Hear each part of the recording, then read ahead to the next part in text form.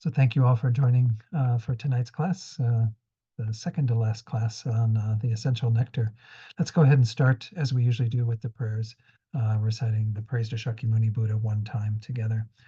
To the founder, the endowed, transcendent destroyer, the one gone beyond, the foe destroyer, the completely perfected, fully awakened being, perfect in knowledge and in good conduct, Sugata, knower of the world, supreme guide of human beings to be tamed, teacher of gods and human beings, to you, the completely and fully awakened one, the endowed, transcendent destroyer, the glorious conqueror, the subduer from the Shakya clan. I prostrate, make offerings, and go for refuge. We'll do the short mandala offering. This ground, anointed with perfume, strewn with flowers, adorned with Mount Meru, four continents, the sun, and the moon. I imagine this as a Buddha field and offer it. May all living beings enjoy this pure land. Idam Guru Ratna Mandalakam Niryatayami. And then refuge and bodhicitta, as we usually do. I go for refuge until I am enlightened to the Buddha, the Dharma, and the Supreme Assembly. By the merits I create through listening to the Dharma, may I become a Buddha in order to benefit all sentient beings. Sangye Chodang Soki Choknam La Jangchu Pardu Dakni Kyabsu Chi Daki Chenyen Gipe Sonam Gi Dola Penchir Sangye Drupar Sho Sangye Chodang Soki Choknam La Jangchu Bardu Dakni Kyabsu Chi Daki Chenyen Gipe Sonam Gi Dola Penchir Sangye Drupar Sho. Let's do a short meditation to focus our minds a bit and then set our motivation of bodhicitta. So, as usual, just meditate on the breath in whatever way you choose for the next few minutes in silence. And then I will come in and lead you in a short reflection to refresh our bodhicitta motivation for tonight's class. So we can begin now.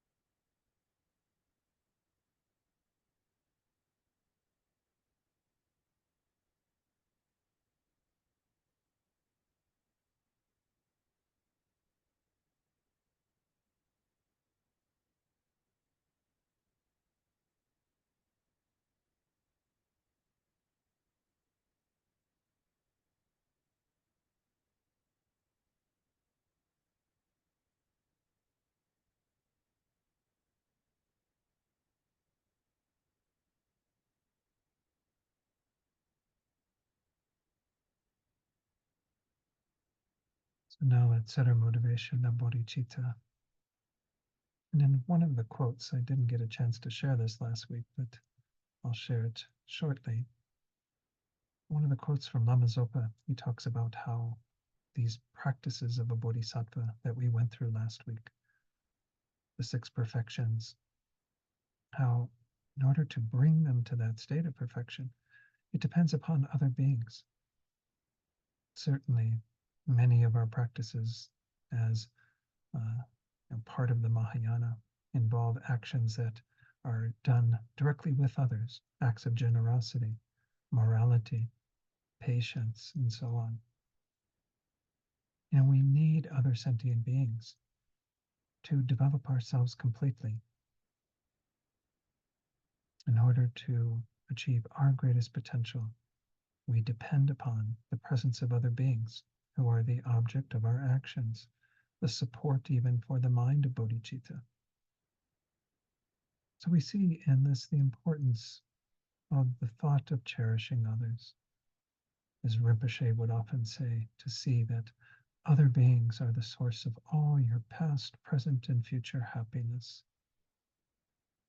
We create good karma in relation to them. We practice the path in relation to them. We achieve all the realizations and eventually Buddhahood in relation to other sentient beings.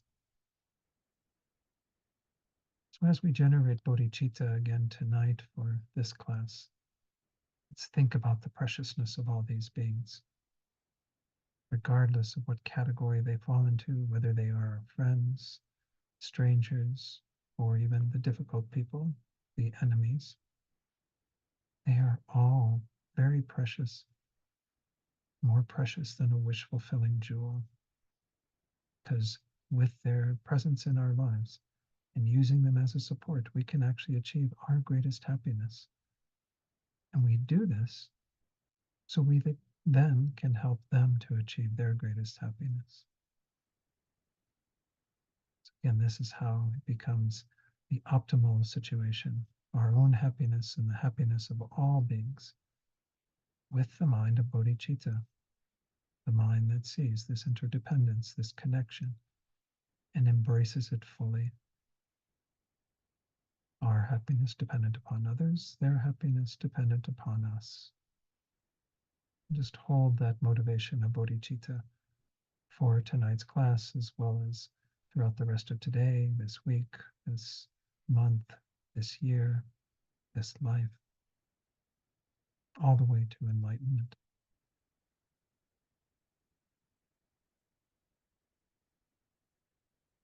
And when you're ready, you can open your eyes fully and we'll begin. So I will share on the screen. I apologize, I didn't do these quotes that were in the uh, um, slides from last week, but there was a copy of the slides sent out, so perhaps you read them, but it says here, we can only attain enlightenment when we have achieved each of these six perfections. It is the infallible route followed by all Buddhas. Attaining each perfection depends on the kindness of all sentient beings. As Nagarjuna asked, if there were no sentient beings, who would be the object of our charity, our generosity? Similarly, it would be impossible to practice morality without sentient beings. And without sentient beings who try to harm us, how can we develop our patience? Without understanding the suffering of other sentient beings, we could never have the perseverance needed to practice the path untiringly for the vast amount of time it will take. To persevere on the path for many lifetimes, maybe eons, until we attain enlightenment, we need the strong determination that our great compassion brings when we understand how sentient beings are suffering.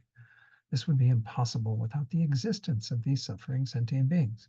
So again, it depends upon them being there as a support for us to generate our compassion, our loving kindness, our patience, our morality, and so on.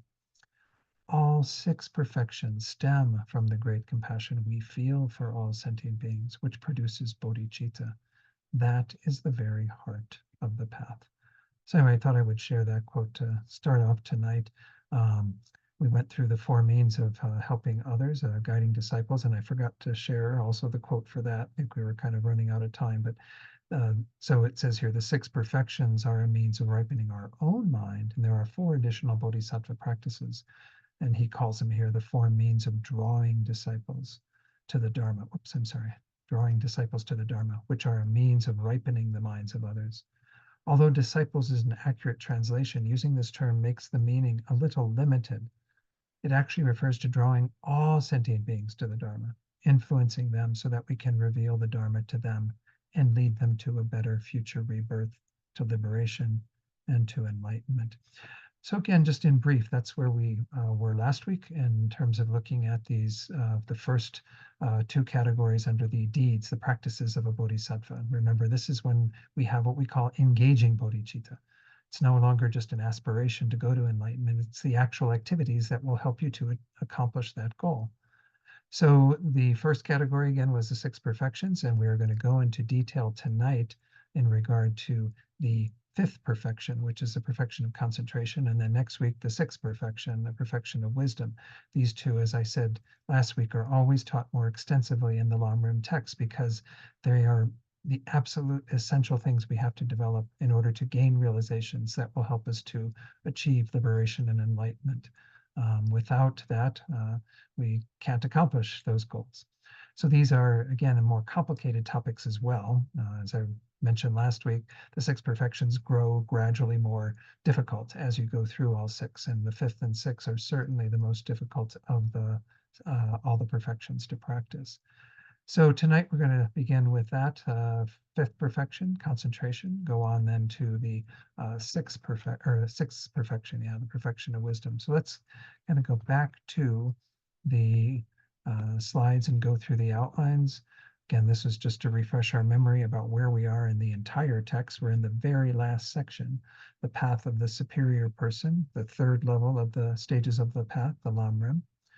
We are within the second part of that. The first part was the development of bodhicitta that we spent a fair amount of time on, the techniques for generating that mind, and then how we train in the bodhisattva's conduct once we do have bodhicitta. And we're in the section in particular about training in the general Mahayana before we go into Tantra at the very end. And again, that will be just a kind of brief overview of Tantra. In regard to the manner of training in the general Mahayana, I already went through this, so I won't go through it again, but we're in the third section. Our author calls it quietude. Normally, we refer to it as calm abiding. This is the usual English translation of this term, shine in the Tibetan, and then shamatha in the Sanskrit. Before we go into it, well, actually, let me start with the first two verses, because the first two verses of this section are kind of nice in terms of giving us the impetus for why we need to engage in this fifth perfection, in particular, developing concentration. It says in 385, though familiar in this way with the Bodhi mind and conduct, bodhicitta and the six perfections, if I've not realized the true mode of being, which is referring to emptiness, whatever my efforts, I cannot be free from samsara. Therefore, I must endeavor to realize right view. So this is kind of the big goal, is to achieve the sixth perfection, the correct view of emptiness, and of course, the realization of that at a very deep level. And that's where we go into verse 386, why we need concentration in order to do that. If my mind is distracted by, he calls it fading or agitation. We normally refer to these as laxity or excitement. And I'll talk about those more in a little while. If that's the case, my mind is either too dull or too kind of excited and agitated, well, then I cannot perceive the profound mode of being. Therefore, to avoid agitation and fading, I must practice samadhi, abiding one-pointedly on any object. So samadhi is the Sanskrit word that means meditative stabilization. The specific form of meditative stabilization that we're going to be talking about in this section is developing calm abiding, or shamatha, which is kind of the first level where we make the mind very stable. Some of you were in the Exploring Buddhism series where we went through the 4 concentrations and then the 4 formless absorptions. These are deeper ways of going into samadhi. I even mentioned them last week when we talked about the various types of concentration. But essentially, this is to give us the instruction to develop what is the foundation for all of our realizations, not just the realization of emptiness.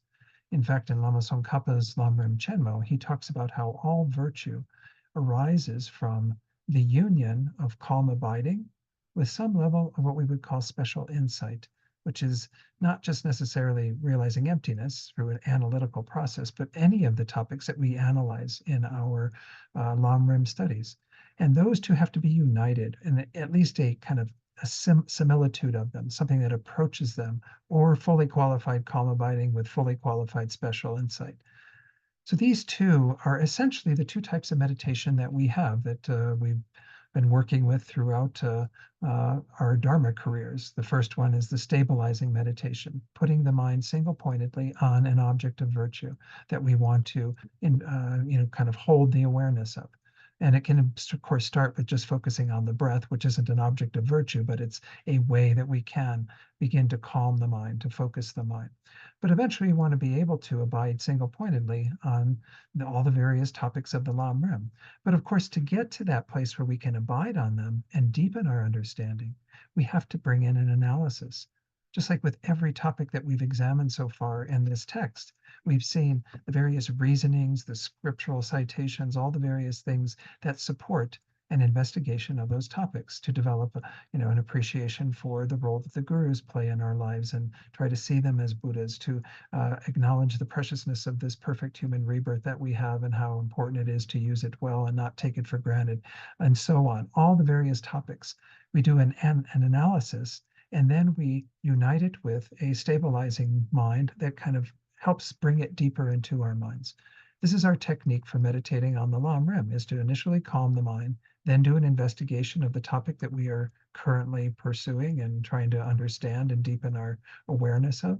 And then when we get to the conclusion of it, like I said, to realize how important it is that we use this human life well, then we focus back on to a single pointed kind of settling on that, keeping the mind present with that awareness, so that we then bring it even deeper into our minds. And when that begins to wane, then we introduce analytical meditation again to get us back to that place where we have that kind of epiphany kind of moment where we are able to realize what that topic is driving us to see. And then we once more focus single pointedly on it. This is how we try to bring those two minds together. Because over here on the stabilizing, we're trying to diminish the discursiveness of the mind, the distraction of the mind, try to bring the mind to that single pointed nature. Over here, we're trying to gain an understanding of things. So there's lots of thought process and the mind being a bit more discursive.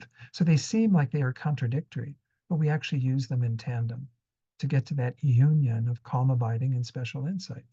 And as I was saying, Lama Tsongkhapa says that all virtues on the path arise from something that is approaching this union of these two states of mind, calm abiding and special insight, that can be brought together into a single mind so that we then can completely change the nature of our minds. That's the goal of all Buddhist practice. So that's why there's so much attention again paid to these two, and also why they are so important in our path. If we aren't able to do that, well, then we're never going to change our minds into the mind of a Buddha. A Buddha is a culmination of all the realizations on the stages of the path. And of course, beyond that, into Tantra and all the other things that support the full development of the mind into the state of Buddhahood. You need to have a stable mind, which is here delineated as calm abiding, but that can be the basis for these other concentrations and absorptions. And then we need to have this special insight, this analytical mind that is deepening our awareness, particularly of emptiness, but also, of course, of all the topics of the Lam Rim. So what we're going to be doing in terms of this is looking at the process whereby we achieve calm abiding. Now, I will point out that these are teachings that are not really unique to Buddhism. And Prince Siddhartha, who became the Buddha, studied these techniques for developing these deep concentrations, the four concentrations that are of the form realm, the four formless absorptions, as a way to, of course, it was held by the practitioners that he was with, to achieve moksha or liberation. But those meditations in and of themselves don't achieve it. That's only all within the stabilizing branch of meditation. We need to accompany it with insight. But nonetheless, the techniques we're going to be going through tonight do all come from the Vedic traditions that the Prince Siddhartha himself studied with these great meditation masters.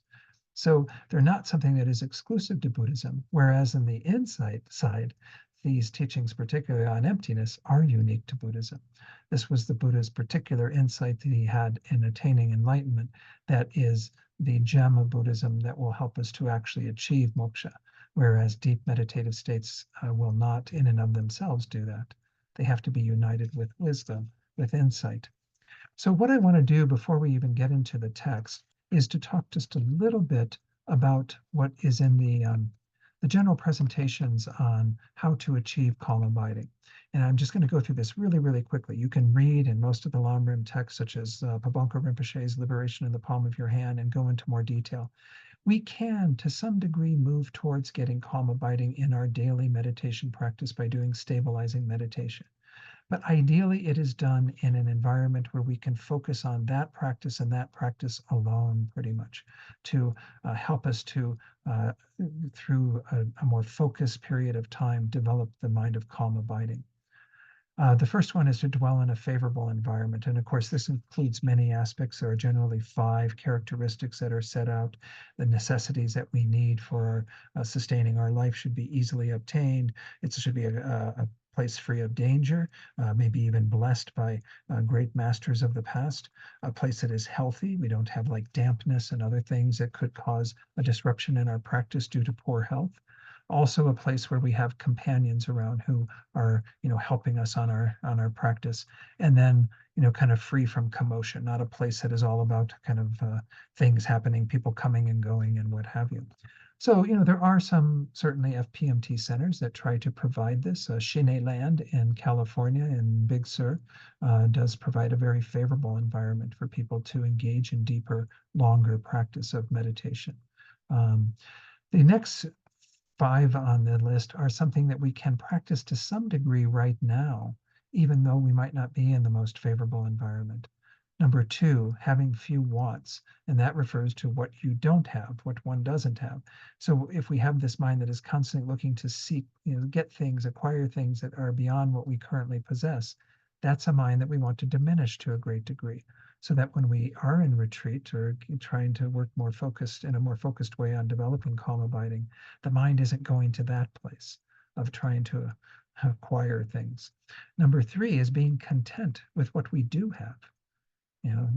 Even if it's meager food and meager clothing and what have you for our retreat, we don't want to be upset at that. We want to be just content with whatever it is that helps us to kind of sustain our bodies and our strength as we go through a deeper meditation practice. Number 4 is maintaining pure morality. Of course, this is a big topic throughout the entire Lamrim, from the lower level all the way through the Bodhisattva path, right? Morality is so important as a foundation for developing concentration. If we've not been engaged in pure morality, we will have much difficulty taming the mind.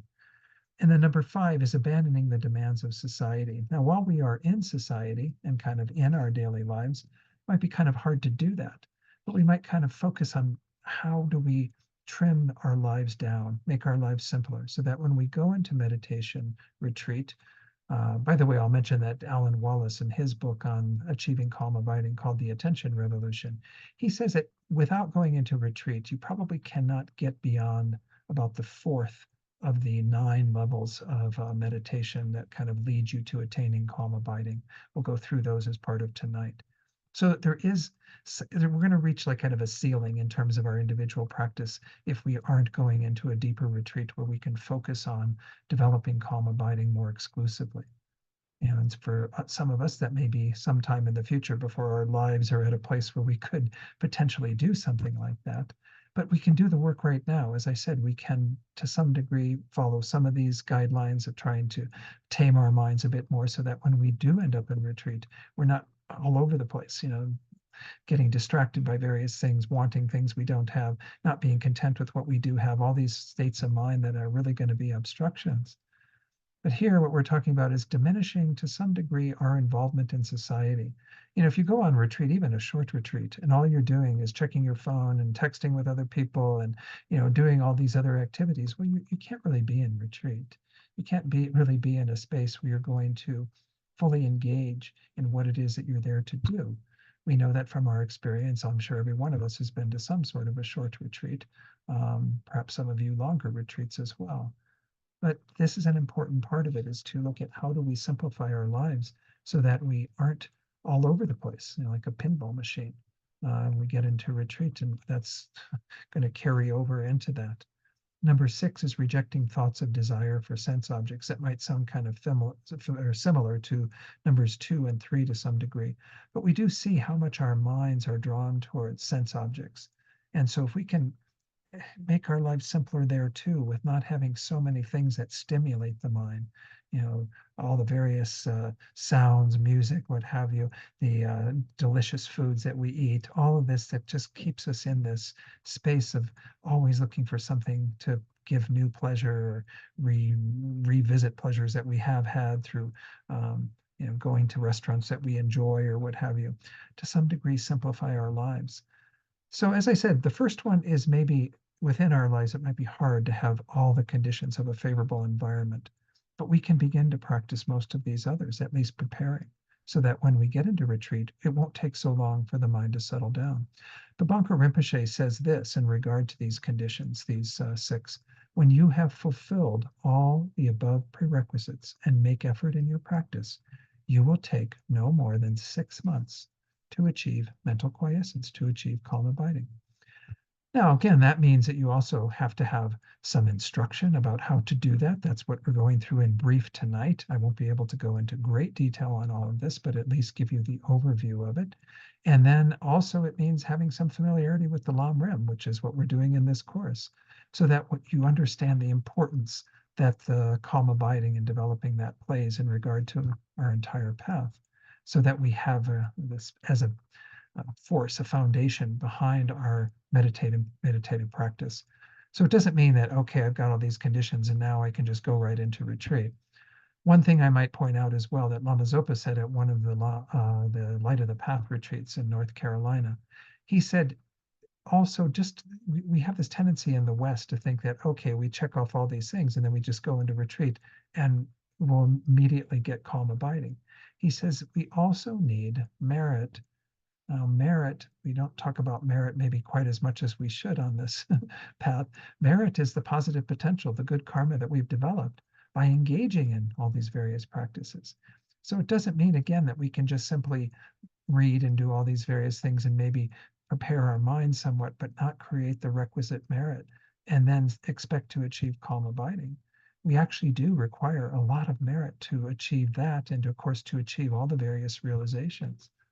We tend to forget that sometimes. We get really focused, just like when we go to university or something for a degree, we think, oh, if I just keep, plowing away at all this sort of study and doing everything, it'll be fine. Well, in Buddhism, that may or may not happen. It's more dependent upon, do we have the merit for that to happen? Have we actually created the upswell of good karma that will carry us through that and bring us to the culmination, that result?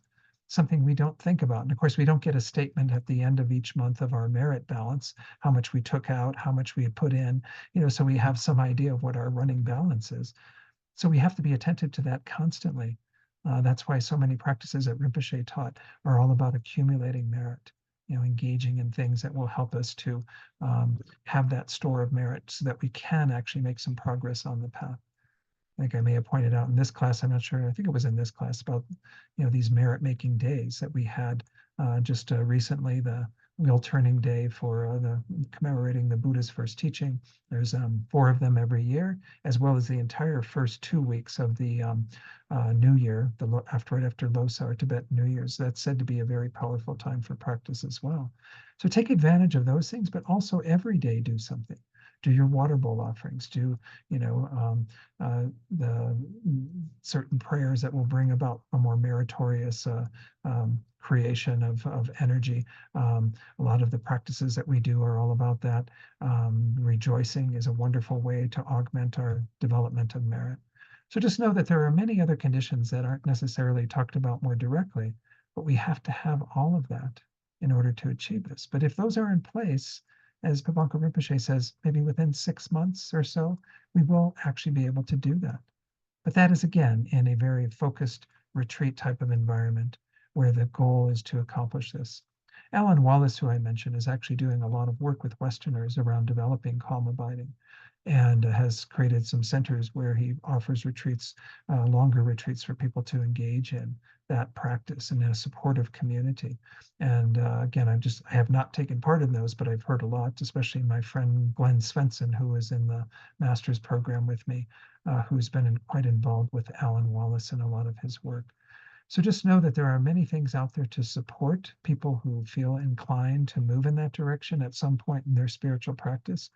In the meantime, continue to do your everyday practice of at least some level of stabilizing meditation and some analytical meditation, and trying to bring them together in the way I discussed earlier. One thing I also want to mention before we go into the actual instruction through the verses as well as the chart that I've put together for all of you is to talk about what do we meditate on for our stabilizing meditation. Alan Wallace is quite a fan of Westerners using the breath. And Lama Zopa was not as keen on the breath. Sometimes when he talked about the meditating, he just said, there's not much value in meditating on the breath. Well, why? Because the breath isn't a virtuous object. It's just a neutral object. We have it with us all the time, and that's the convenience of meditating on the breath. We don't have to fabricate it. You just pay attention to like the sensation at the tip of the nose or what have you. But there is great value in meditating on the breath, primarily because it tends to reduce the discursiveness in the mind. Because we don't have to create an object, such as visualizing a Buddha or thinking about compassion or emptiness or whatever, there's a kind of diminishment of that discursiveness as well. So there's something quite simple and profound about working with the breath. And I always encourage students at least to start there in terms of calming the mind. That's why we always do meditation on the breath at the beginning of class. And that's why I would encourage anyone who's trying to move in that direction to start at least with the breath. Now they do say that you do have to work with an object that becomes a mental object for you, not something that is involved in the physical senses. So you might think then, well, is the breath is a physical object, right? Because it's sensations, the sensation at the tip of the nose, or even if you're working with the kind of expansion of the body as you inhale and then the contraction as you exhale. These are all physical sensations that we're working with. So it is true that at some point in our development of concentration, it has to move from being a physical object to a mental object. By a mental object, we mean something that isn't appearing to our five sense consciousnesses. It's appearing solely to our mental consciousness. Alan Wallace, once more, I'm reciting a lot of his book. It's really a wonderful book, very inspiring to read. In his book, The Attention Revolution, he says that I think once more it's at about the fourth level of the 9 levels of these mental abidings that get you to achieving calm abiding. At the fourth level, it converts from being a physical object that is about a tactile sensation into a mental object. And he says it appears in various ways. It might appear like a star or a crescent moon or whatever. And so suddenly it becomes an internal object that you then can use to progress on the remaining levels all the way to calm abiding. So we do want to ideally work with something that is an internal object. The breath is not that to begin with, but it becomes that eventually. If you do work with an internal object, the general advice that is given is to work with a Buddha, an image of a Buddha, which is what Rinpoche would often recommend because that's a virtuous object, to hold the awareness of a Buddha that you then can bring to mind at any time because you become quite familiar with the Buddha and the image in terms of all the detail, the various marks and whatever that make up the body of a Buddha. So it becomes a very inspiring object to work with as well. In fact, I have this little one that Rinpoche gave me. It's about 1.5 inches high. And they do say that you want to be meditating on something that is about that size. You don't want to meditate on a life-size Buddha because it's too much for the mind to hold in its awareness. You want to bring everything down to a fairly small size and generally work with it at that level. And of course, continue to work with it day in and day out to kind of flesh out the detail of it and not to see it just as a little statue like this is that's kind of solid and not very lifelike, but actually to see it as a living, breathing being that you are visualizing before you use a statue or a Tonka painting or what have you to fill in all the details. But over time, as you get more and more familiar with it, then it comes quite more immediately to mind. Having said that, nonetheless, Alan Wallace said in his experience that he's found Westerners are much better at calming the mind using the breath than they are using a fabricated mental image like a Buddha or what have you. Again, that already is an internal object because it's only through our mind's eye. We're not staring at this Buddha statue out in front of us or at a tanka on the wall. We're actually trying to bring into our minds that awareness of that object and hold it there in our mind's eye, not in through our eye consciousness being active. So there's a lot of other advice given on meditation objects. I'm not going to go into all of that. But when you choose one that you want to work with, and perhaps even you might consult with a teacher who you feel comfortable going to and talking to them about that and see what object they recommend. And you might be surprised at what they would say, but it gives you at least the advice of somebody who has perhaps, hopefully, a lot more knowledge than we have ourselves, and then we can then use their guidance. But once we have that object, then of course, the ideal thing is to go through the stages of helping to progress towards achieving calm abiding. Now, there are two presentations that are generally given around achieving calm abiding. The first one is the presentation that we're going to go through now, which is called the 5 obstacles and the 8 antidotes to those 5 obstacles. And this is a way of looking at kind of the content of our progress up to calm abiding. The other presentation involves these 9 stages, these mental abidings where the mind becomes more and more refined in its concentration as you move through this until you achieve calm abiding. And they're both useful presentations because they're pointing out different aspects of what's involved in proceeding to attaining that state. So let's go ahead and look at the text and what is being said here in regard to first the 5 obstacles and then their antidotes. So verse 387 begins to set these out. It says, laziness, not being happy to practice samadhi, forgetting the object. Those are the first 2, laziness and forgetting the object. Then agitation and fading, which once more we generally call excitement and laxity. This text again was translated by Martin Wilson, I think is his name, many, many years ago. And so he used different terminology. Then the 4th one is non-application. And then the 5th one is application. And I'll explain these in a moment. These are the 5 faults in the development of samadhi. And Colleen was kind enough to send out to you this little chart that I put together. So we see first, the very first fault is laziness. And we're going to go through its antidote shortly. Then forgetting the instruction, which in our text was called forgetting the object.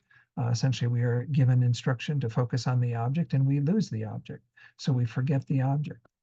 Again, agitation and fading are here laxity and excitement. But when we talk about the obstacle, we're mainly talking about not noticing those, not identifying when those arise.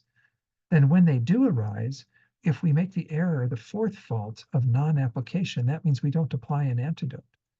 And then we might have times further down the road where we aren't having those problems, but we over-apply. We apply an antidote when an antidote isn't needed. So these are essentially the first 5. Let me talk a little bit about laziness, the very first fault. And of course, it's set out as the first fault because this is the first thing we have to overcome. Primarily the laziness of procrastination, kind of putting things off and not really being dedicated to time on the cushion and doing our actual meditation practice. There are other forms of laziness too, such as what I often call the laziness of busyness, which is our tendency to fill our lives with all kinds of mundane activities that we're quite attached to, and we're not willing to let those go to create time for our meditative practice. And then there's the third type of laziness, which is the laziness of self-defeatism, kind of putting ourselves down, thinking, well, yeah, the Buddha and all these other great beings, they achieve these very stable minds of calm abiding and so on, but no, I can't do that. It's impossible for me to do that.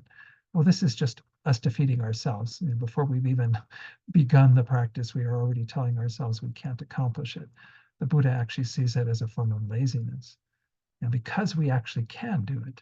So this is the very first obstacle we encounter. And the antidotes to it are 4-fold. So this is where we have like a lot of the antidotes, the 8 antidotes. The other 4 pertain to other four faults. So let's go through them one at a time as we go through this.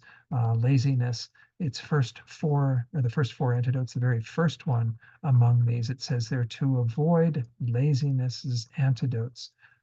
To avoid them, laziness's antidotes are first, firm faith, perceiving the virtues of the samadhi of quietude. This means we have to have this faith that this is something we absolutely need to develop.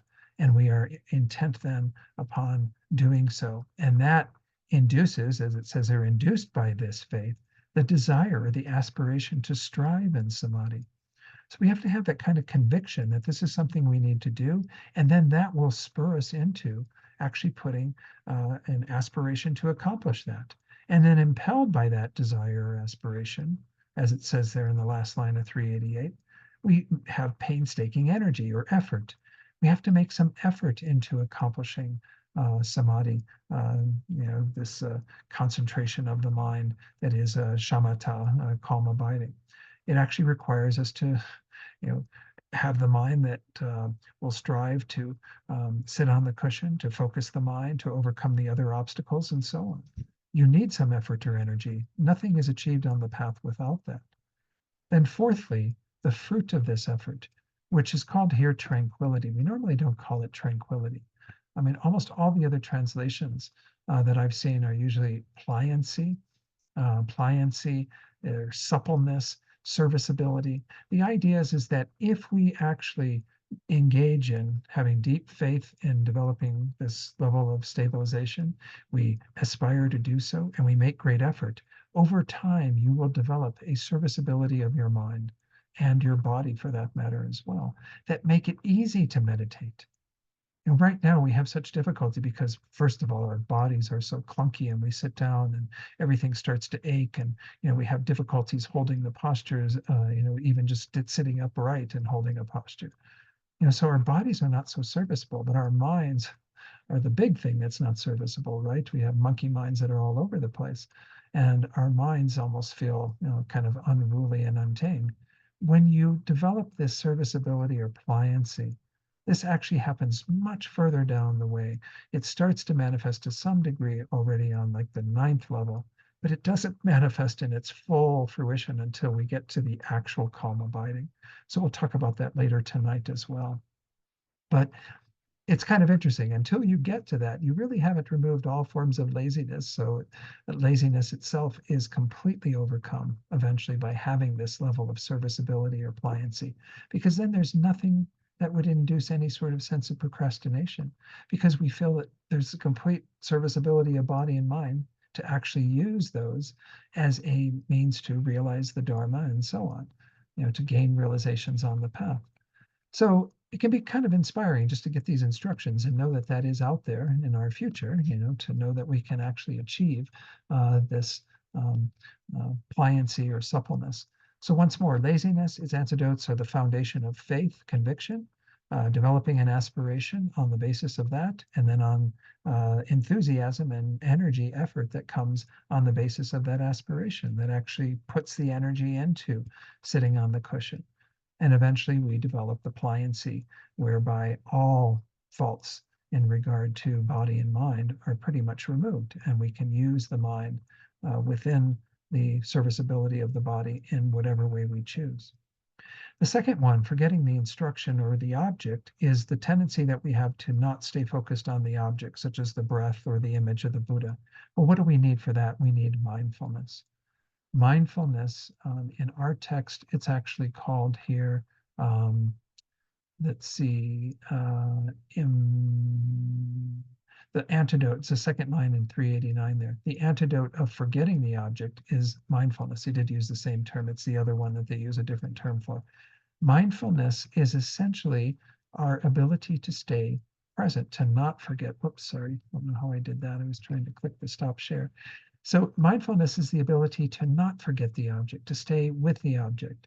We talk about mindfulness a lot in Buddhism, and it's become like almost a catchphrase for so much of our practice. It is an important quality to have, but we all have mindfulness to some degree. To be a good driver, you need mindfulness, right? You need to see, be attentive to what's going on, not forget what's happening, where the road is that you want to turn off to, or whatever the case might be. Mindfulness is an important quality for so much of what we do. In meditation, it's the ability to not forget the object, to hold to whatever object it is that we are focusing on. In analytical meditation, we even use mindfulness. So we stay present with the process of analyzing and don't lose track of what is going on in our analysis. So it's used in a variety of ways on our path. But that's what keeps us from forgetting the object, from straying away from the object. And as we go through these 9 mental abidings, you'll see that it starts off with very little mindfulness. We can't even stay on the object for more than a second or two. The mind just very quickly wanders. So that tendency of the mind to just not be with the object, together with the object, is going to be there initially, but it will diminish over time as we increase our mindfulness. And the mindfulness will, of course, be the companion to our concentration, our meditative stabilization, all the way up through developing calm abiding, where it no longer requires much effort at that point and doesn't require really any effort. We naturally have that mindfulness. The next obstacle, we go back to the chart, is the obstacle of essentially not being able to identify the two main faults, the faults of laxity and excitement. Again, in our text, it was called something different. What was it? The I have to go up just a little bit here. Agitation and fading. Agitation is excitement. Fading is laxity. So what it says here, the antidote, that of fading and agitation, is awareness. He uses the term awareness. What I use in the chart is introspection. So let's talk a little bit about these two, laxity and excitement, and then how we overcome them with introspection in terms of being able to see when they are arising. In general, we have kind of two main things that are happening with our meditation. One is the tendency when we sit and try to focus on an object for the mind to kind of be drawn out. I kind of use that spatial analogy. The mind to kind of go to things that are outside of our um, sitting in meditation, essentially to be distracted by things, memories of the past, or things that we desire in the moment, things that are going on in our lives that are much more entertaining than watching the breath. This is the tendency to draw out the mind. The specific one that's being talked about here as excitement or agitation is the tendency to go to pleasurable objects. Now, this is something that happens frequently with us. We're in the desire realm and we are surrounded with sense desire objects that are tantalizing for us. And we often are drawn out to those things that are pleasant, that we would rather be enjoying at that time rather than, again, sitting and meditating on the breath. So, excitement is a specific form of this force that draws the mind outward or distracts the mind, causes the mind to wander. On the other hand, the other force that is often in our meditation is a tendency when we begin to focus on the breath or anything kind of as an internal object, is that we begin to kind of collapse in on ourselves. The mind kind of collapses in and it becomes very dull and heavy. And you'll notice this in your meditation that one of these is going on if you're not with the object that you're meditating on. Either the mind is like a pinball machine going out to all these various objects, or the mind is getting very dull, heavy, and even perhaps sleepy. This foggy mindedness or dullness. The specific one that's being identified here that is called laxity is a more refined version of that, where you are generally on the object, but there's a diminishment of the clarity of it or the intensity of it. So, but we can put many things in that bucket, right? As I said, sleepiness is in that bucket. Sometimes if we sit down to meditate and we didn't get enough rest or we're exhausted from the day, we're trying to meditate later in the day, that our eyes start closing and we just start falling asleep and the head starts nodding. This is all in that same continuum, but obviously at a much deeper level where we aren't even present with any kind of meditation object. We're just falling asleep. All the everything is shutting down in a sense. So these are the two that are being identified here. This excitement that is quite directed towards objects of attachment, and then the laxity, which is where you are on the object but it's not clear or intense. Essentially, what these are blocking, each of these, is that the tendency to be just kind of outside of the mind to get into wandering to various objects, especially excitement, is keeping us from having stability. right? Because the mind can't be stable when we're popping up over here and then we try to go back to the object, then we pop up over there and then we go back to the object and then we pop up over there. I mean, this is not going to add to any stability to the mind at all. But laxity and that dullness of the mind diminish what we call clarity. Stability and clarity are the two main things we're trying to develop in our calm abiding practice. That we want to have a mind that's very stable, not being distracted anywhere, discursive thought and what have you being shut off. And secondly, we want a clarity to the mind because we also don't have anything going on when we go into sleep, right?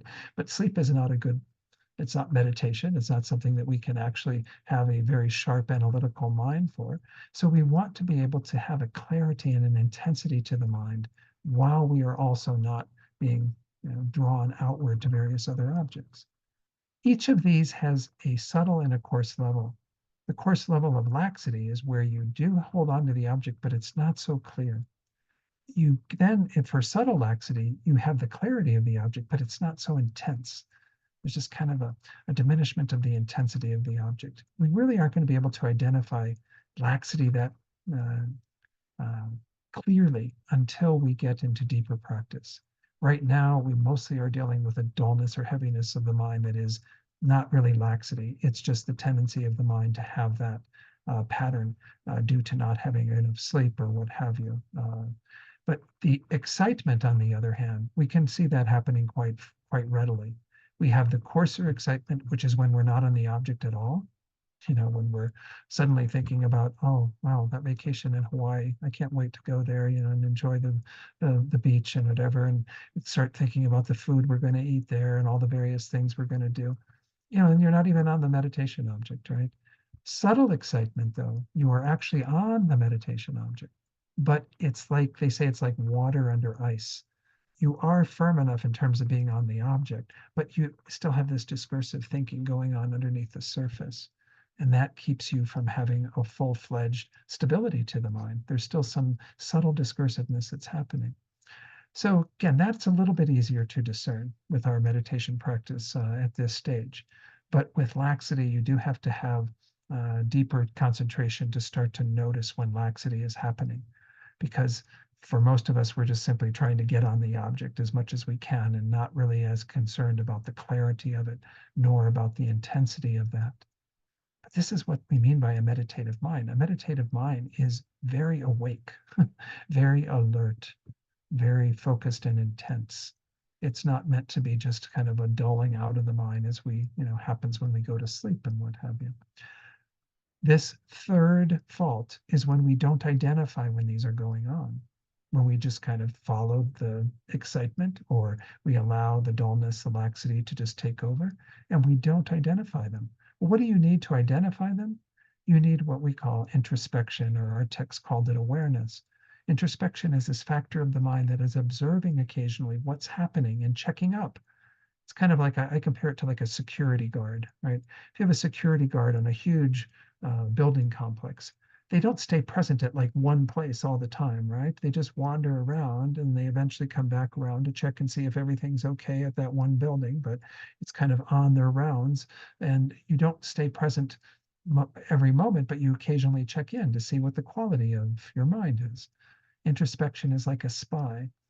It occasionally looks to see, well, am I doing okay? Am I staying present and being aware of what is arising so I can correct things? So this third fault is if we're not identifying what's happening in our minds, we're just going with the flow. Well, you need some introspection, some force of intervening to look and check and see what's actually happening so we then can correct.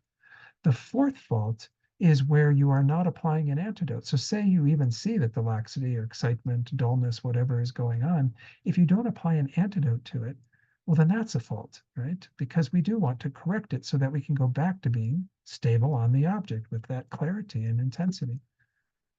That would be, of course, where we have to, that fault has the antidote of applying an antidote, of actually doing something at that time to correct what's happening in our meditation.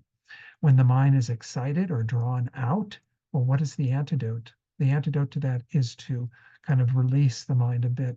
Don't be so kind of caught up in all of the sort of tightness of going here and there like a pinball machine.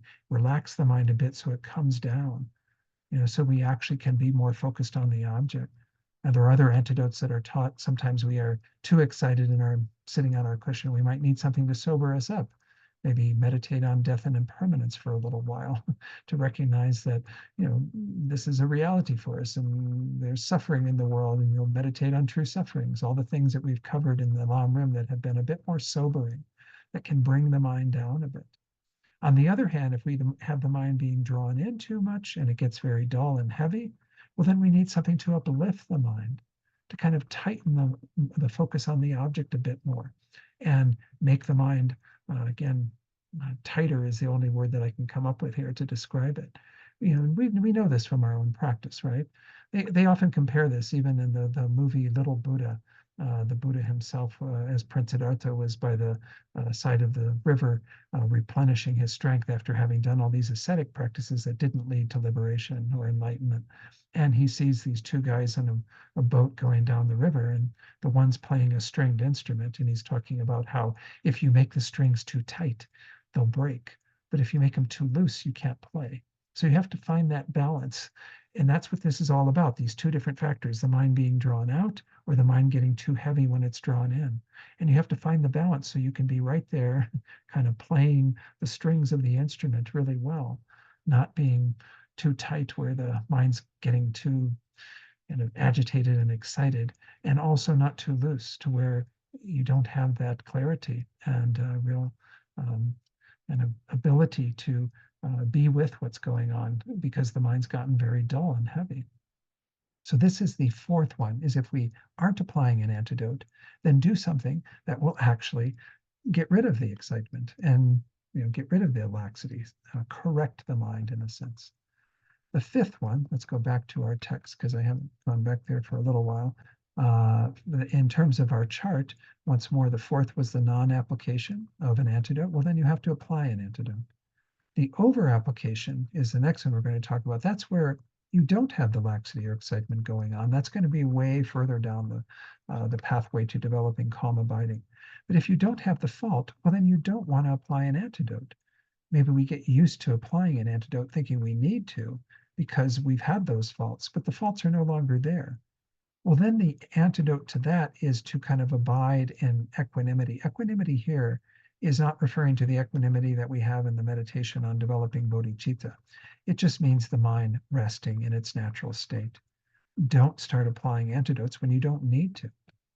For our text, it says, when for applying the remedies when agitation and fading are absent, the cure is unconcern, not applying them. He called it unconcern. It's usually again referred to as equanimity. It just means abiding in that state and not applying any antidotes at that time. I missed the reading the text for the fourth one. It says at the last line of 389, that of non-application of the remedies of fading and agitation is the will to apply them, the actual application of antidotes to those two. So the last two on the chart are either you're not applying the antidote when it's needed, or you are applying an antidote when it's not needed. And of course, the antidotes to each of those respectively are to apply the antidote so that it's actually there, or to not apply any antidote at all, just rest in that natural state when there are no faults in the mind. So, as I said, this is one way of describing what transpires on the pathway up to achieving calm abiding. And it gives us a flavor for the sorts of obstacles that we have to overcome. The two that will be once we get started and we overcome our laziness and actually start to pay attention to the object, the two main ones are this laxity and excitement. That can be very quite subtle. As I mentioned, they're subtle aspects. It can be very hard to detect them sometimes. They say, especially with subtle laxity, we may think that we're actually doing quite well at abiding on the object, but there isn't that intensity that is required, that we need to sort of reinvigorate the mind because there's just this subtle laxity that is occurring. Those are the things that become much greater obstacles to attaining calm abiding further down the way. But for most of us who have been doing some meditation for a while, maybe we've overcome some of our laziness. We haven't overcome it completely, and maybe we're doing pretty good at staying on the object for some duration of time. But nonetheless, now what we're going to look at is how does that play out in terms of the actual stages of progress that we make, these 9 levels, 9 mental abidings, as they're often called, that indicate where we are in our progress towards achieving calm abiding. So let's go to the text first, and we see in verse 391, well, we're going to be introduced to these 6 powers, and there's also 4 tensions. I'm going to come back to verse 391 because I don't want to spend time on them quite yet. What I'd like to talk about are what is introduced in verse 392.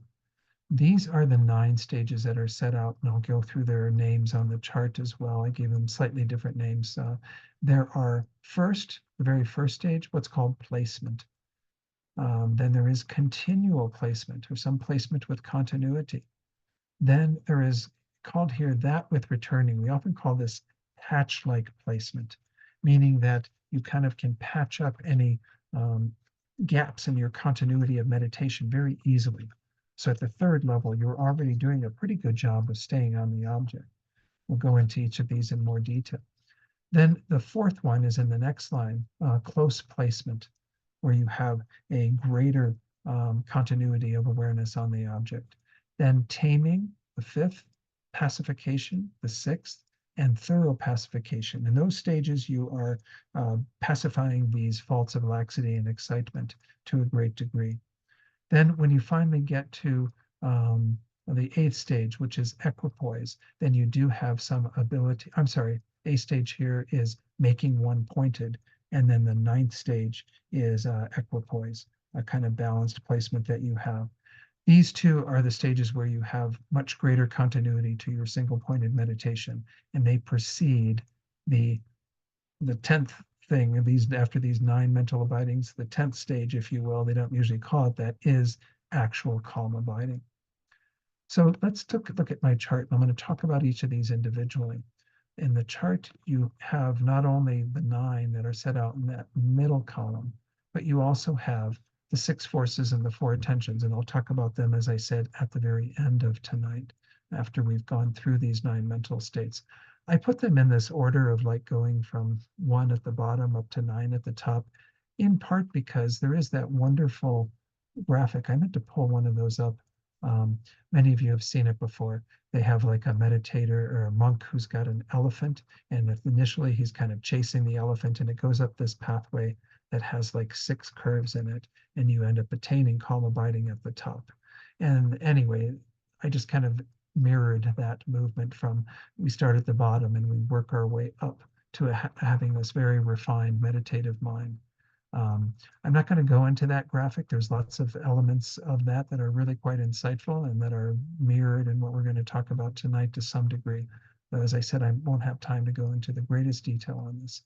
And keep in mind, when I go through all of this, it is good to just, this is sort of showing where we have to go, how we have to progress.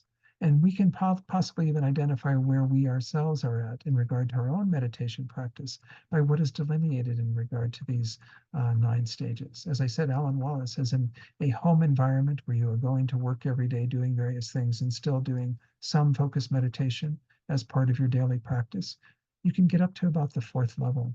And anything beyond that, you're going to find it hard to engage in that level of practice when you have so much discursive thinking outside of the meditation sessions. And it's just impossible. We don't have the ability to retain that. Whereas if you're in retreat, you can retain it between sessions, right?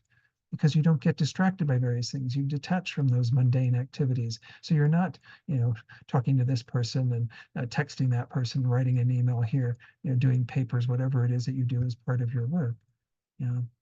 That's the advantage of having a retreat setting. So again, that's something to keep in mind, but hopefully this is inspiring for us when we go through all of these. So let's talk about the first one, which on the chart that I put together is referred to as mental placement. In the text, it was simply called placement. This is where we all start with our meditation. It's the sitting down and actually starting to attend to a single object. I'll use the breath as the example here. So you are trying to keep the mind on the breath in whatever way that you're choosing to work with the breath. to develop that single pointed continuity of being with the breath. What is happening at the very first level is that the time you spend away from the breath on something else is much greater than the time you spend on the breath, actually, on that object. So we have this tendency of not really having a good continuity of placement at all. We might be on the breath for a few seconds, maybe up to 10, 15 seconds, but then the mind very quickly diverts into something else. And suddenly we're thinking about plans we're making or what have you. At this stage, they often say that it seems like, to the, of course, the untrained mind, the mind that has never really begun to examine what's happening in our minds, it seems like there's more discursive stuff happening just by watching it, observing it. But actually, we're just becoming aware of how discursive our minds actually are. This monkey mind, again, that we have, it's a wonderful phrase for it, just like a monkey jumping from branch to branch all over the place. When we begin to see that that's what's happening, it's not that it creates more monkeyness to our minds. It actually is just giving us an awareness of how crazy our minds actually are. So the first stage you might be in for a little while you begin to tame the mind somewhat, reducing some of those, again, grosser levels of distraction that we have going on, or the dullness that is a real foggy mindedness and sleepiness and what have you, to try to make the mind a little more attentive to the object. The second level is usually called continuous placement, or I think our text said placement with continuity. Here, the amount of time we're spending on the object becomes greater, so that we actually do have a continuity of being with the object for longer periods of time, lengthening those periods of continuity so that the periods where we are not on the object begin to diminish in terms of that frequency. Interruptions will still exceed our concentration. You're not at a point where your concentration is more of the time that you're actually sitting in practice. But nonetheless, there are gaps in that tendency for the interruption that will allow the mind to have some temporary stillness. So we begin to get a flavor of what it's like for the mind to be still, to be focused on an object, be focused on the breath, again, as that being our example object for going through this. So we have those periods of time where we are doing pretty well, but yet we do get interrupted. The meditation is not yet continually on the breath. The third level, as I mentioned, is usually called patched placement. Can't even remember the term that was on here. Let me look at my text in front of me here. It was called that with returning. The idea here is that a patch, we kind of have a patches between two things. We have the period that we're on the meditation object, and then we go off the meditation object. It patches between the period of continuity here and developing continuity again. We notice it more easily. We become more aware of when the mind is not on the breath or whatever object we're focused on, and we patch it up so that we aren't distracted as long, and we go back to the object quite easily. So at this stage, you don't still have complete continuity of the mind on the object, but the continuity becomes much greater because the tendency is for us to patch that up very easily. Again, our text said that with returning. I guess his idea in translating it that way is that we return to our meditation object very easily. We're not going to be distracted for as long a periods of time, or have that dullness of the mind. So like putting a patch on cloth, the mind is returned to its continuum of concentration because we immediately recognize a distraction. We notice that the mind is not on the object. Remember, that's one of the things in these initial stages, the first two at least, that is a problem, is that we just sit down to meditate and we don't have that kind of force of mind to be able to correct things when the mind is not on the object. In this third stage, you do have that. And so you very quickly patch everything up. So the length of periods of distraction at this third level is significantly shorter. And the duration of time that you're in a continuous meditation on the object becomes much, much greater. When you get to the fourth stage is usually called close placement. I think that was the term that was even used in our text. Close placement is where you are able to stay on the object pretty much for the entire session. And there will still be some small gaps in that, but they're very, very slight because you're able to maintain some continuity of awareness on the object. And that's a pretty major accomplishment. I think it was at this level when Venerable Rene Fusy, some of you may have had teachings from Venerable Rene or heard of him. He's a Swiss monk who has been around the Dharma a very long time and has done some of these meditation retreats trying to develop concentration, calm abiding. And he says when you get to the fourth stage, the level of kind of blissful feeling that you have at that stage is so much greater than any pleasure you've ever had in this life. Because the mind, when we have attachment, we don't realize how discursive that is for our minds. It's just like it's agitating. It's making our minds not peaceful. When you actually are able to let so much of that go and abide single pointedly to some degree on an object and have that continuity of awareness, you have a much deeper peace to the mind. And that induces a much more pleasant sensation. You know, one of the advantages, of course, in going through this stages of development all the way up to calm abiding and even attaining that final state is the blissful feelings that you will have, the increase in pleasure by allowing the mind to be in its more natural state of not being stirred up all the time, not being distracted and dull and what have you.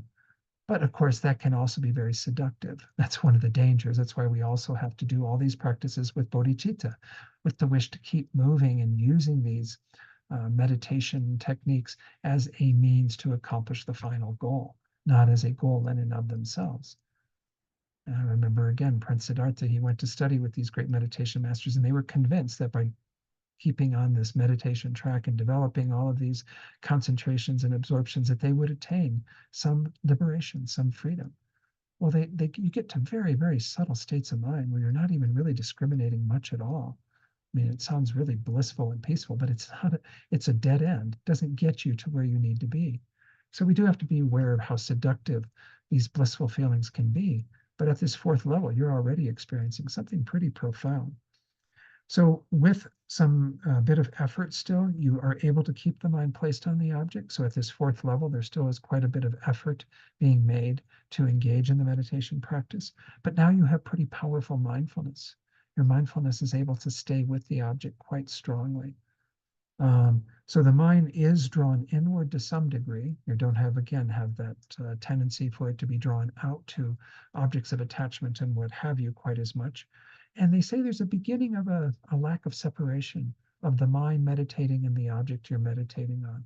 This is one of the qualities that comes with deeper meditation, is that we don't have this delineation of these being two separate things. They start to merge a bit, become all in one mind, if you will, not just the subjective mind and the object we're knowing, but those being combined to some degree.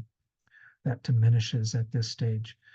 We do still have some gross laxity that is occurring at this stage that's not necessarily being identified. So there might not be that clarity to the mind that we would want to have with meditating on the object, but nonetheless, you're staying with the object pretty consistently.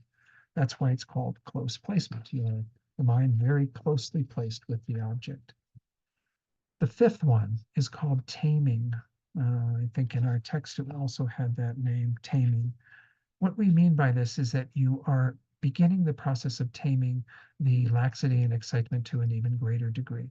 Once you get to a place where you can stay on the object, then your main goal is to identify when these are arising. Again, especially laxity, because laxity is what keeps you from having that intensity and clarity to the mind. But even excitement can be a little bit of an obstacle here. The grosser excitement begins to fall away, but the subtler excitement can be there again, that water under the ice that is the mind tending to be distracted by concepts, thinking, what have you, that are going on even in the middle of meditating on the object. We might be holding the object okay, but this is subtle excitement that's playing out. So by beginning to experience this attentiveness to these, you start to diminish them, to control them through the force of stronger introspection that recognizes when they arise, and of course, the immediate application of antidotes. So as soon as we see that excitement is happening, we bring the mind back in. We not have it drawn out so much. We bring it in so that it remains more focused on the object. But due to this withdrawing in particular that's happening here when we're bringing the mind in, there can be some danger of subtle laxity taking over where we lose some intensity to the mind. So once more, this becomes a bit like that balancing act, getting the strings to the right tightness so that they're not too tight, but they are also not too loose. But this is what's happening in this stage, is that we're getting a bit more introspection and beginning to fine tune our meditation so that we don't have the faults of laxity and excitement occurring quite as often. The sixth one is pacification. And due to the effort that we use to subdue subtle laxity, to kind of let go of that diminishment in the intensity of our meditation, the mind can become a bit invigorated. We're kind of bringing the mind back up, and there's a tendency sometimes then for this subtle excitement to occur. So the main obstacle here is to get rid of that. So once more, we kind of do this back and forth. Well, too much subtle laxity, well, we have to tighten the mind up a bit, but then it gets too tight and we have to bring the mind back down. This is what's happening on these stages. We're kind of going through that cycle to try to get to this refinement of our minds. Since subtle laxity doesn't arise with any great danger, then our powerful introspection is used primarily to identify and counter the subtle excitement at this stage. Then when we get eventually to where we diminish that, we arrive at the seventh stage. The seventh stage is called complete pacification. Our text said thorough pacification. Due to the strength of mindfulness and introspection that you've generated on the previous stages, it's difficult for any laxity or excitement to arise at all because you're quite aware of it. I think the way Venerable Renee would talk about it is like you just see it kind of arising and poof, just kind of diminishes, just falls away. We don't even need a whole lot of effort, but there's some effort involved here that becomes kind of the thing we rely upon in the seventh and eighth stages, is just a minimal amount of effort that we need to identify and then quelch any of these specific faults that are arising of laxity and excitement at whatever level.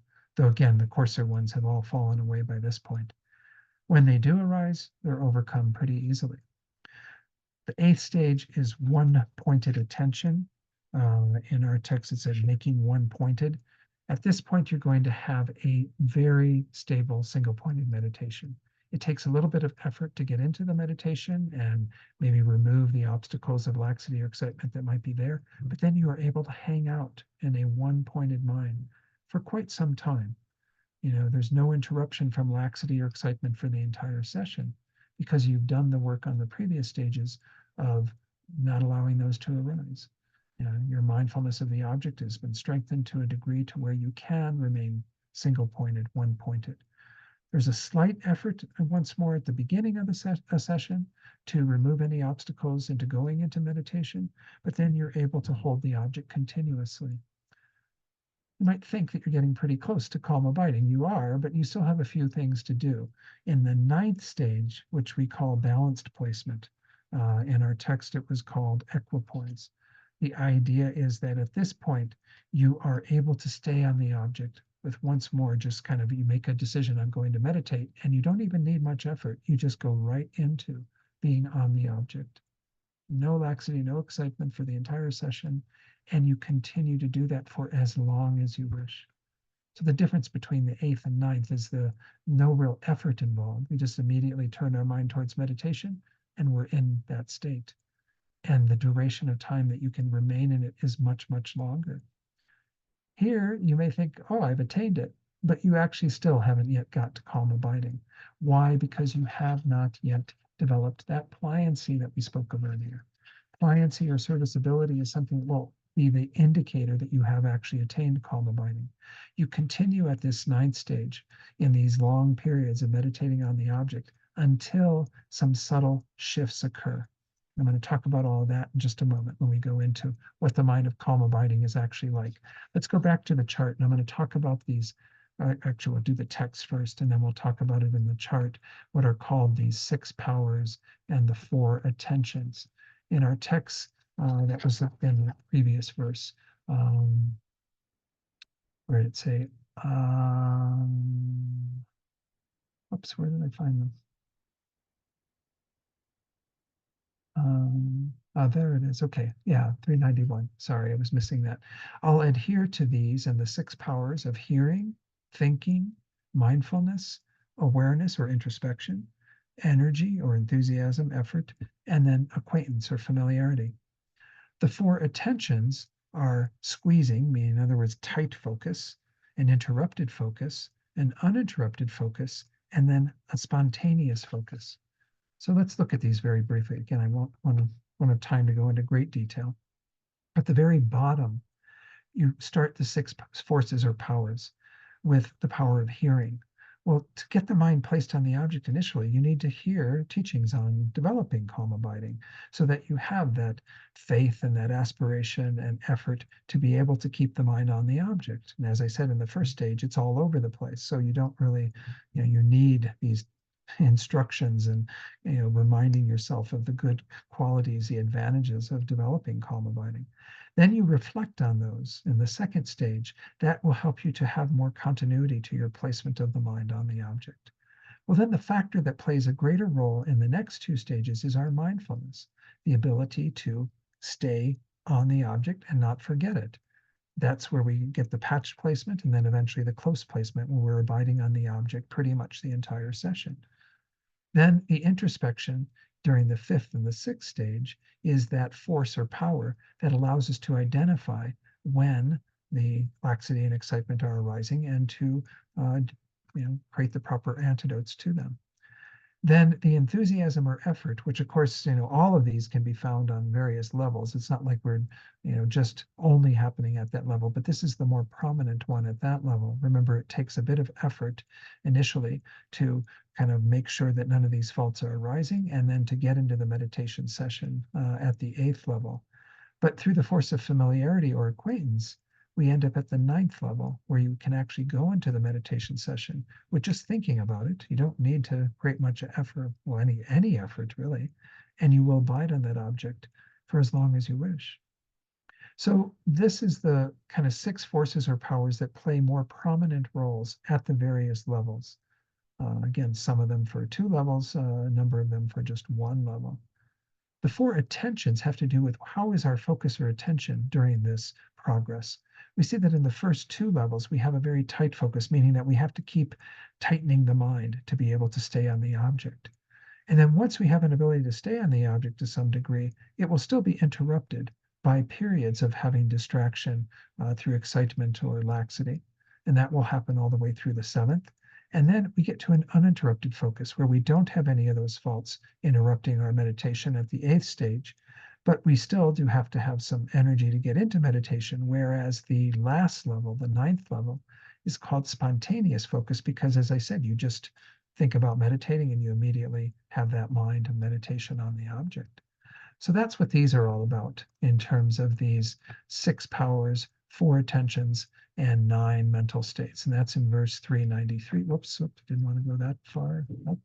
393 says, through these six powers, four attentions, and nine mental states or mental abidings, I must realize the pure samadhi of quietude, calm abiding, induced by the bliss of tranquility of mind and body.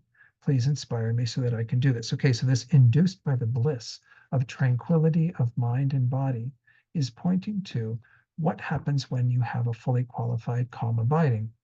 As I said, you get to that ninth level, and you may think you have it because you can just immediately go into meditation and you stay with the object, no distractions, nothing to interrupt it. And you think, wow, I've got it. You have to stay in that, keep doing that repeatedly until you have first the development of what we call mental pliancy. Mental pliancy, once more, is where the mind becomes incredibly serviceable, just has a change in nature in terms of how we are able to perceive the mind. So at the beginning of this ninth mental stage, there is some slight experience of pliancy, but it will keep increasing until it gets to a fully qualified mental pliancy that is generated. And this occurs on the basis of winds. We often talk about winds in Tantra, but even in a sutra presentation, winds and consciousness are often very connected. And the winds that are the kind of the prana, the energy in the body, when they begin to shift and move, then there's a shift in the mind as well. And it said here that the winds or subtle energies that are involved in kind of non-conducive physical states are calmed and they leave the body through the top of the head, where a feeling of warmth is generated. They say that you will actually notice this feeling of warmth when there is this shift and mental pliancy forms.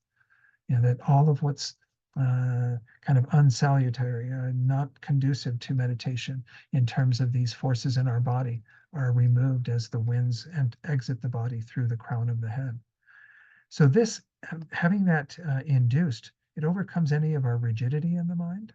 The mind becomes pacified to an even greater degree. Anything that would make the mind heavy or prevent it from being used in virtue is removed. So there's no longer any resistance to being kind of in a virtuous state. You work with the mind in that way. So mental pliancy is the first thing to develop. After that, there is a wind that is induced that causes physical pliancy. As I say, pliancy, although we direct it primarily as a mental quality, there's also a physical component to it, where our bodies become serviceable. As I said, when we sit down to meditate, most of us, our bodies are just cumbersome. They're just kind of a pain because the various parts of them that feel strained at times or uncomfortable or painful. And all of that goes away. You have this incredible pliancy and serviceability to the body. This wind circulates throughout the body and it removes any sense of physical roughness or heaviness. They say the body starts to feel as light as a cotton ball. You know? It becomes even tireless. It can be used at will for whatever virtuous activities you want. No longer are we kind of prisoners of our body. We can let go of all of that because our bodies have been made serviceable. On the basis of those two, then we have two more stages that have to do with blissful feelings that occur. The first blissful feeling is the physical bliss that arises on the basis of the physical pliancy. This is a tactile sensation throughout the body that has an aspect of kind of pleasant smoothness, they say. I don't know what this is. I've not attained these states, so I can't speak to it personally. But there's like a flexibility, a lightness again to the body that is inducing this blissful feeling. We've, again, not experienced up to this point with regard to our bodies.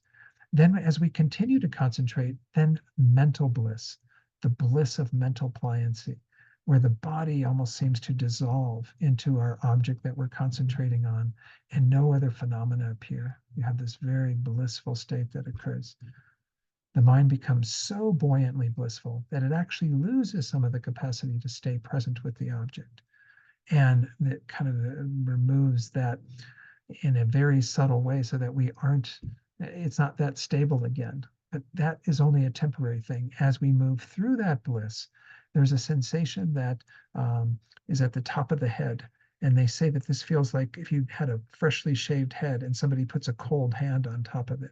It's like a cooling of all of that bliss so that the bliss lowers a bit so that we then have that ability to stay present with the object again. So there's just like this little kind of blip that occurs when the bliss of mental pliancy arises. It becomes extremely blissful, and then it lowers its intensity just a little bit so we can actually have, once more, a very serviceable mind that still is really quite blissful. Once more, again, I don't have this experience, but this is what they say. This is meant to, again, inspire us to want to go the full distance to achieving this calm abiding, where we'll actually have those qualities of body and mind, that suppleness and serviceability. Once the bliss is stabilized, you've got an immovable or unfluctuating pliancy, and you can remain perfectly on the object of concentration mentally while the body physically is totally comfortable. That's the actual attainment of calm abiding when you've gone through all four of these. Again, mental pliancy arising, physical pliancy, then the bliss of physical pliancy, and then the bliss of mental pliancy. And once you arrive kind of back at that place where you then everything's in line, you've got this mind of calm abiding, and you can direct the mind to whatever object of virtue you want and have this pliancy be present that makes your progress on the path so much easier. They say that your mind is extremely clear, and the phrase is that it's as if you could count the atoms, the kind of molecules and atoms in a wall. There's this clarity and intensity to the mind. Yeah, it's quite inspiring whenever I teach on this or read about it. I have to always remember it to inspire me in my meditation. That's a whole nother job, but this is what you need to have in order to go to next week's topic, which is to unite that very stable mind with the deeply penetrative mind of special insight, where we can actually examine the nature of phenomena, particularly emptiness, and unite these two so we can gain these realizations that will help us to become a Buddha for the sake of others. Any questions on what I talked about tonight? I know it was a lot of words, a lot of information. I would encourage you, if you have long-run books, to read them over from between now and next week and kind of review what was talked about. I was kind of consolidating information here and there, but trying to present it as compactly as I could. Any questions or comments? So one thing I might encourage you to do also over the next week is just in your own meditation practice, just get a feel for where you are in these 9 stages. I mean, most of us will probably be in the first 3, maybe. Some people might feel like they're still at the first one of not having much placement of the object, of the mind on the object, because the mind is too discursive and distracted and what have you. Some may feel there's greater continuity of placement and maybe being at the second level, and some may feel like they are able to notice really quite easily when there are those gaps and patch it up really quickly so that there isn't that long a time between when we were on the object and when we are back on the object. To kind of patch up that a bit. And maybe some of you, I don't know, maybe you're at the 4th level, I'm not sure, but if you are, that's wonderful. I mean, again, you should be already seeing an incredible effect on your mental state and the feelings that arise on the basis of being able to be somewhat single-pointedly focused, or at least continually focused on the object. You don't yet have absolute single-pointedness because you haven't removed these other faults. But nonetheless, that may be something to strive to achieve. But just check in with your own practice. You don't have to report back to me next week, but just to know where you are in this continuum, because most of us are probably on those first 3 stages. Yes, Melanie, please. So I guess I'm wondering about like the amount of time or attention you would devote to wherever you're at. For me, probably, I don't even know if there's a 0 before the 1. But but if they're within your daily practice then of just trying to get that focus. Yeah. I mean, again, it's hard to give general advice to everybody because we're all at different stages. But what I encourage people to do, especially if they feel like their attention isn't so good during the meditation sessions that they're having, is to really work with very short periods of time. Because then, and you might do more of those kind of short periods with small gaps where you're letting go of the practice. Venerable Rabina actually recommended this on some retreats that she's done here, and I find that I recommend it to people quite frequently. So one of the problems is that when we sit down to meditate, and we might say, okay, I'm going to meditate for a half hour. Well, half hour for some of us might be too long. We might spend 20 of those minutes elsewhere and 10 minutes on the object. Well, that's great that we have 10 minutes on the object, but it seems to me like it would be better if you did like 4 or 5 minutes and maybe try to have almost all of those minutes where you're on the object, or even 3 minutes or something, that's really quite small and manageable. We have an ability, if we really make that strong determination and effort to stay present with the object, if we only know that we're going to meditate for a shorter period of time. Mm-hmm. If you sit down for like 20, 30 minutes and you've got this long window of time, and seemingly long, it's not that long later on after you get familiar with it, but it seems so hard to stay present with the object. So that's one thing I encourage people to do, at least at the beginning, and then try to elongate those periods. So you might start with 3 minutes, and then you do 5 minutes, and then maybe you do 7 minutes, and maybe you do 10 minutes, and so on. You try to, maybe even just minute by minute, add another minute to it over time. And by the way, it is really good to have meditation timers now. They've got so many apps on phones and everything. You can just, get it with a nice gong sound on it that's very pleasant to come out of meditation or go into meditation. You can, have those as a resource to use so that you don't have to keep track of the time at all. And you just make the determination, okay, I'm going to do 4 5-minute periods and on the small gap in between where I release the practice and I don't have to pay attention to the breath or whatever. And then I go back and do it again for 5 minutes, and then I release it, and then I go back and do it again for 5 minutes. And then over time, as I said, elongate that into maybe 4 or 5 10-minute periods, and then you get something much closer to an hour. And then eventually get it to a place where you can sit down for 30 minutes at a time and have more continuity of awareness on the object. So that's one thing. I don't know if that answers your question Yeah. specifically, or everyone else's questions in terms of how to manage it. I think we get quite depressed when we sit down to meditate. And I remember Pema Chodron in one of her teachings, she said that the first time that she sat down to meditate, she remembers hearing the wonderful gong sound right at the beginning that kind of took her into what she thought was meditation. And then she hears the gong at the end. And there was like all this time in between, but she had no real recollection of what was going on there. She just was spacing out. Meditation is not spacing out. It's not pure relaxation. There's a relaxing component to it, but it's really about making the mind very alert and attentive, as I went through and talking about it tonight, and not having the mind too tight to where it goes to all this other distracting stuff, but trying to get that kind of energy to the mind. I think doing it in shorter periods just really contributes to being able to eventually elongate that into greater periods of time that we can then stay present. Does that help a little bit? Yeah, it does. Yeah. Thank you so much. You're welcome. Yeah. And I'm certainly available if people do want to talk to me more one-on-one about your practice or something that's going on. I didn't get a chance to go into all the elements of meditation, and there are wonderful resources out there. How to Meditate by Kathleen McDonald is a great book for going through some of the problems that can arise in meditation and the various antidotes to those. So there are a lot of resources that you can look at. Any other questions, comments?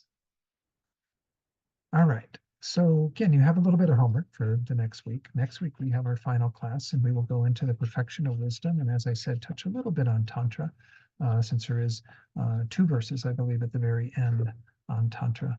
Let me put on the screen the dedication prayers for tonight. Begin with the general one, dedicating for our own enlightenment so we can then help others to attain that same state. Due to the merits of these virtuous actions, may I quickly attain the state of a Guru Buddha, and lead all living beings without exception into that enlightened state. May the supreme jewel bodhicitta that has not arisen arise and grow, and may that which has arisen not diminish, but increase more and more. And as we recite the prayer for His Holiness the Dalai Lama, think that we're creating the causes not just for his good health and long life and all his wishes to be fulfilled, but the same for all of those who are playing the role of a guru in this world, helping sentient beings on their path, our own gurus as well as the gurus that others have. The wish-granting, wish-fulfilling jewel, source of every single benefit and happiness in this world, to the incomparably kind Tenzin Gyatso, I beseech, may all your holy wishes be spontaneously fulfilled. And then let's actually just, I know it's quite auspicious to recite the prayer, but we've gone a bit over tonight. So let's just have thoughts for the swift return of Lama Zopa Rinpoche. And there hasn't been an incarnation identified yet. So we want to create the energy for that, dedicating so that we can very quickly have Rinpoche return in an embodied form for us to be able to benefit from his presence in this world and for all beings to benefit as well. Lastly, dedicate for all those beings that you're holding in your heart, whoever you might know or think of that are going through difficulties right now, suffering of whatever variety, and dedicate this energy, kind of sending it out to them so they can receive the benefit of it, removing all their suffering and helping them to find true peace and happiness. And may all beings find perfect happiness in what we have done here tonight. Again, thank you all so much. I'm kind of sad that this is all coming to a close next Tuesday, but nonetheless, I'm hoping we'll all be together again at some point in the future. But thank you all again for being here, and Colleen and Bill and so on, all of you involved in supporting the center. I'll look forward to seeing you next Tuesday. Okay, be well.